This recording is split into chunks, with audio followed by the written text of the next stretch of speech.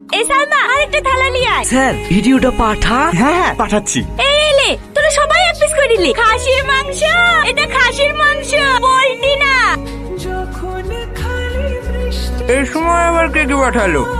Breaking news, আপনারা এতদিন দেখেছেন মরামরকে ছাগলের মাংস বিক্রি করতে, কিন্তু আপনারা কি জানেন এখন কুকুরের মাংস ছাগলের মাংস হিসেবে বিক্রি হচ্ছে? হ্যাঁ আপনারা ঠিকই শুনেছেন, সাধুপুর এলাকা থেকে বেশ কয়েকদিন ধরে কুকুর নিখোঁজ হচ্ছিল। পশু সুরক্ষা দপ্তর ভালো করে তদন্ত করে, আর এই তদন্তে মুখোশ খুলে দেয় সাধুপুরের মন্টু কষাই। পুলিশ তাকে থানায় নিয়ে এসে মারধর করে জানতে পারে খাসির মাংসের নাম করে মন্টু কষাই কুকুরের মাংস বিক্রি করতো।